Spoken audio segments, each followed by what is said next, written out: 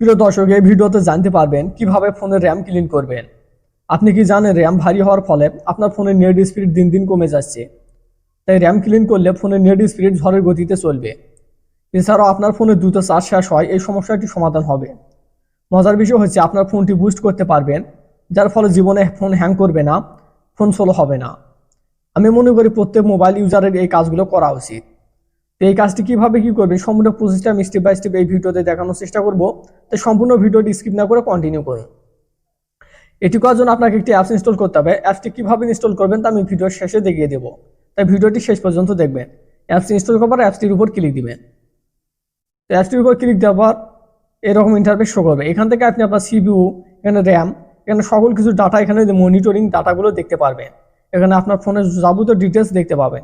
এখান থেকে আপনি আপনার ফোনের সমস্ত কার্যক্রম পরিচালনা করতে পারবেন। তো এখানে সিপিইউ দেখতে পাচ্ছেন রেড হয়ে গেছে। যখন রেড হয়ে যাবে তখন এই সিপিইউ অপশনটিতে ক্লিক দিয়ে এখানে ওকে অপশনটিতে ক্লিক দিবেন। ওকে অপশনটিতে ক্লিক দেওয়া এখানে আপনার ফোনের অ্যাক্সেসিবিলিটি থেকে এখান থেকে ইনস্টল অ্যাপস এই অপশনটিতে ক্লিক দিবেন। এবং অ্যান্ড্রয়েড অ্যাসিস্ট্যান্ট এই অ্যাপসটি আপনাকে অ্যালাউ করতে হবে। এখানে অন অফ করা থাকবে, এটি অন করে দেবেন। এবং নিচেও অফ করা থাকবে, অন করে দিবেন। তো অন করে দেওয়ার পর ব্যাক অপশনে ক্লিক দিবেন। ব্যাক অপশনে ক্লিক দিলে আবারও অ্যান্ড্রয়েড অ্যাসিস্ট্যান্ট অ্যাপসটিতে মধ্যে প্রবেশ করতে পারবেন।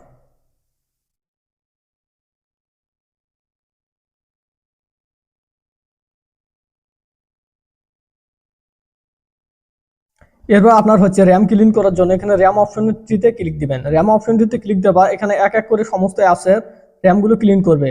এখানে কিছুক্ষণ ওয়েট করে র্যামগুলো ক্লিন করে নেবেন। এরপর নিচে একটি অপশন দেখতে পাচ্ছেন ক্লিয়ার ক্যাশ, এই অপশনটিতে ক্লিক দিবেন।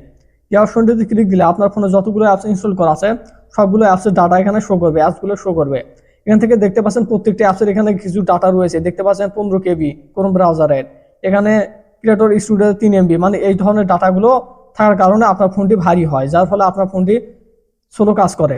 তো এগুলো ক্লিয়ার করে দিলে আপনি আপনার ফোনটি আগের তুলনায় খুব ফাস্ট কাজ করবে। তো এটি করার জন্য এখানে ক্লিয়ার সিলেক্টেড এই অপশনটিতে ক্লিক দিয়ে ডাটাগুলো ক্লিয়ার করে নেবেন। তো এরপর আরেকটি কাজ আছে, সেটি হচ্ছে ক্লিয়ার জাং। এই ক্লিয়ার জাং অপশনটিতে ক্লিক দিলে এখান থেকে দেখতে পাচ্ছেন এপিকে ফাইল থামলে এখানে বেশ কিছু ডাটা এখানে ক্লিয়ার করে দেবেন। এখানে অডিও ফাইলগুলো যদি ক্লিয়ার করেন তাহলে আপনার অডিও ফাইল ডিলিট হবে, তাই অডিও ফাইল ক্লিয়ার করার দরকার নেই।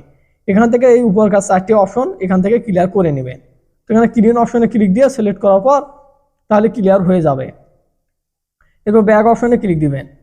এবার এখানে বেশ কিছু অপশন রয়েছে, এখানে দেখে নেবেন। এখানে আরেকটি মজার বিষয় হচ্ছে, সেটি হচ্ছে এখানে ব্যাটারি ইউজ।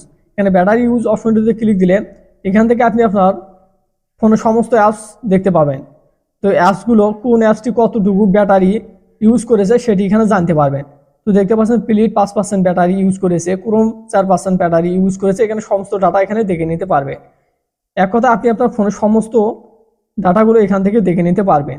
এখান থেকে আপনি আপনার ফোনটি পরিচালনা করতে পারবেন। কিন্তু প্রসেসেস অপশনটিতে ক্লিক দিলে এখান থেকে রিফ্রেশ অপশনটিতে ক্লিক দিবেন। এরপর ব্যাক অপশনে ক্লিক দিবেন। তো সম্পূর্ণ প্রসেসটি স্টেপ বাই স্টেপ এভাবে দেখে করে নেবেন। এখন হচ্ছে কিভাবে অ্যাপসটি ইনস্টল করবেন। অ্যাপসটি ইনস্টল করা খুবই সহজ। অ্যাপসটি ইনস্টল করার জন্য আপনি আপনার ফোনের ডাটা কানেকশন চালু করবেন। ডাটা কানেকশন চালু করার পর এখান থেকে আপনি আপনার ফোনের প্লে স্টোরে যাবেন। প্লে স্টোরে যাওয়ার পর এখানে সার্চ অপশন পাবেন। এখানে সার্চ অপশনে লিখবেন অ্যান্ড্রয়েড অ্যাসিস্ট্যান্ট, যেটি এটি লিখবেন।